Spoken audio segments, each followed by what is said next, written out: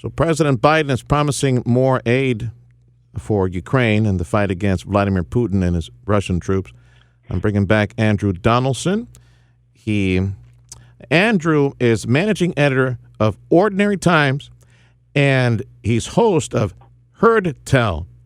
That's a daily multi-platform program, and he deals with politics and culture stuff. He's also a Young Voices contributor. Andrew, it's a pleasure speaking with you again. And just to introduce you properly, and you tell folks about yourself before we talk about, because in essence, it's another one of these water cooler shoulda, woulda, coulda conversations on, what we could do, could have, should have done with Ukraine. But tell folks about yourself. Let's start with Ordinary Times. Let's start there.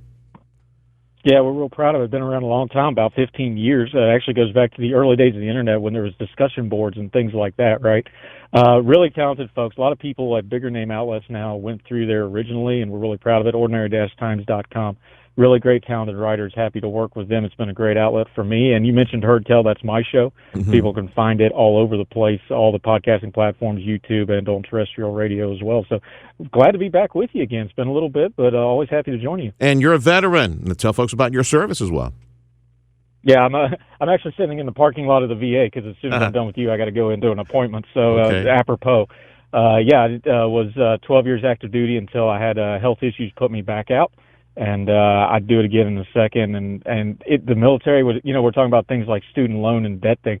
Military was really good to me. Paid for my education, gave me a lifestyle, they gave me a way more than I gave it, and I'm very proud of it. And this is why I do what I do now with politics, though, because I can't wear the uniform, can't serve my country, but this is my way of trying to stay active in what's going on in the world and try to maybe do a little bit better and make a little bit of a difference. Appreciate you contributing to Young Voices. Yeah, we need a new generation to grab the wheel and try to save this country. Now, again, going back to Ukraine, we're all rooting for Volodymyr Zelensky, Ukrainian people, and it's wonderful to see that they had some fight in them. They do not want to be under the boot of Vladimir Putin. That's great to see that. But again, from a woulda, shoulda, coulda perspective, anything else we would have done different that Biden didn't do, preparing for this invasion that we all knew was coming? Well, we not only knew it was coming, because now we know that for once our intelligence was actually really good, and we had this one done.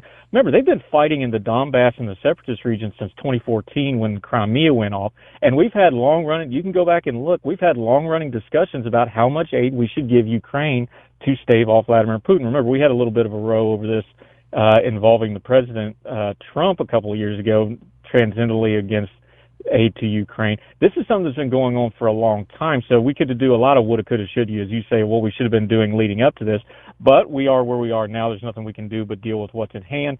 We should support the Ukrainians. It's the best of the least bad options. There's no good option because we have a shooting war that's killing thousands and destroying cities, but enabling the Ukrainians to fight their own battles, to fight the Russians, to stop it, to defend themselves. That's the best of the bad options for us to do, and that's what we should do, and we should support them any way we can. Any other weaponry, any other hardware that we could be providing Ukraine to make the fight easier? It's interesting because people talk about heavy weaponry. We don't really need to give them tanks and aircraft and stuff, and I know that kind of goes counter, but remember, they're fighting a defensive campaign, almost a guerrilla-style urban campaign. Now, in the Donbass, it's going to be more open warfare because of the terrain.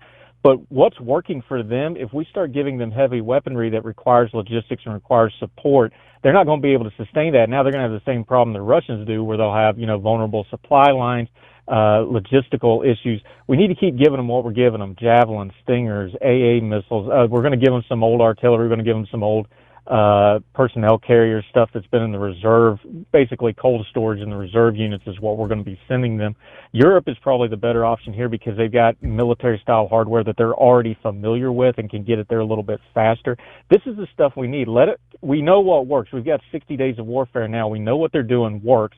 Give them more of what works and let them continue to have the success they have and build on it. Just make sure we keep giving them beans and bullets to keep the fight going to the enemy and keep their country as free as possible. Managing editor of Ordinary Times, and his daily show is Heard Tell. Andrew Donaldson, veteran, my guest right now. Isn't it amazing, Andrew, that just in a short period of time, just in about a decade, because I think your military service is around a decade removed, isn't it amazing that, for example, drone technology, drones are now weaponized And even terrorists are using to drop grenades and things like that.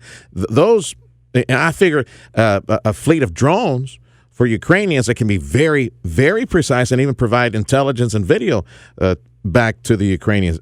That type of equipment would be very useful. I don't hear much talk about drones being provided to the Ukrainians.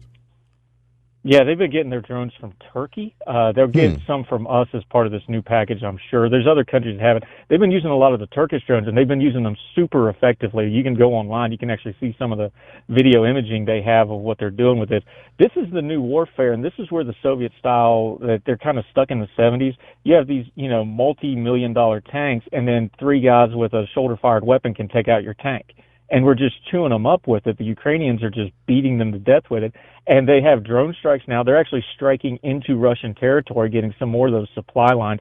It's amazing how war has changed. It's very asymmetrical. Now you have this 100,000 strong traditional army in Russia, and the Ukrainians are beating it back with technology. You can go to Walmart and buy the kind of drones that they're using to attack with. Isn't that amazing? Isn't that amazing? Wow. This is how much this stuff changes. We don't realize how fast the world changes until we see it. We should realize watching this war how fast it's changed, that, you can have the most powerful military in the world. We learned this in Afghanistan, unfortunately. If you get some people that really want to fight and they have some basic tools and they know how to weld them, they can bog you down. They can make you want to bleed for it. And if they're fighting on their home territory and you're the person that's visiting, they're probably going to outlast you. And that's the problem that the Russians are going to have right now, because the Ukrainians didn't quit. They didn't capitulate in the first couple of days like the Russians wanted them to do. And now it's very, very clear they're not going anywhere. And the Russians are going to run out of people. They're going to run out of those beans and bullets we talked about at some point. Yeah. Can you stick around with me a couple more minutes? Absolutely. It'll be as long as you need me. Andrew Donaldson from Ordinary Times, also contributor to Young Voices, veteran. When you were saying that Walmart thing, I was laughing because I was thinking 20 years ago, brother, it's amazing how quickly time goes by. 20 years ago, we were very active here in South Texas with local IBC Bank and a lot of other businesses. We were sending hundreds of thousands of care packages over many years to frontline folks serving our country, protecting our country, Afghanistan and Iraq. I'm thinking the new care package, if you care about folks in Ukraine, the new care package campaign should be sending packages of drones from Walmart or Amazon to the Ukrainians so they can continue the fight. What does it say to you how weak, outdated the Russian bear is? It's like it's a cub. It's 1/4 of Russian ground forces somehow compromised, either injured, killed, or abandoned their post. It seems like to me like Russia, we shouldn't even fear Russia. We should fear the nukes, but not the Russian forces. Yeah, they've been living on reputation. Those care packages are great, by the way. I will never in my life be as popular as when Mom sent 2 pounds of peanut butter fudge to me in Iraq in 2005. I'll never be that popular again in all my life. So, yeah, care packages are great. Always do that when our troops are in the field. Yes, sir. But that goes to something that's going on with these Russian troops, though. They're not getting that care. They're not getting those logistical support from their own military. And that's what makes them the paper bear that we've been talking about. Yeah. I know firsthand because I did transportation logistics, air mobility, when I was in the military. Their logistics suck. I've been on their aircraft. Their aircraft are not as good as ours. They don't prioritize it. They don't have the NCO Corps, that non-commissioned officer level. They're very top-heavy with their officers. That's why you're seeing so many of their field-grade officers getting killed. They don't have the structure that we have or the Brits have or that Western militaries have, and it really shows up. So when they show up and we call them a paper bear, when they go to actually fight, they can't sustain their military in the field. They can't coordinate it, and they don't have the esprit de corps to fight like the Ukrainians do. It really shows. Also, we've got data now. Almost none of the Russian war dead are coming out of Moscow. What's that tell you? They're using units from the other parts of Russia. They're trying to hide the ruling class from what's going on there. They're trying to keep those war dead out of Moscow where they can control the narrative more. There's a lot of moving parts to this, but if you really pay attention, there's been a lot of bluffing, and this is one of the real problems with this conflict. When we're done, let's look down the road for just a second. There's no way Russia's not destabilized coming out of this, because they've been living on reputation for a long time. They've been projecting power. They've been doing arms sales, talking about how great their military is. That's gone, and there's video to prove it. That's going to be a real problem going forward for Vladimir Putin and his oligarchs. That's right. Yeah, on the military side, that gun they've been pointing at the West, that's a toy gun. Yeah, it's colored black, but it's a toy gun. And also on just the oil market, business, commerce, exchange, all that's been compromised. Lord knows for how many years, and they rightfully deserve it. I know people in Russia who didn't support Vladimir Putin, but that's the way it is. Vladimir Putin, for some reason, I don't know, this dude's sick, he's dying or whatever, he's taking everybody with him here towards the end. I got to ask you about Mariupol before I let you go, and the Ukrainians that are holed up at Mariupol. The first thing I was thinking Alamo. These guys that were holed up at the steel factory with some civilians as well. Mariupol is important. Again, all these people saying because the Russians want access to the sea or cut access to the sea for the Ukrainians. My goodness. I just, from your military perspective, how much longer can the Ukrainians at the steel factory hold out?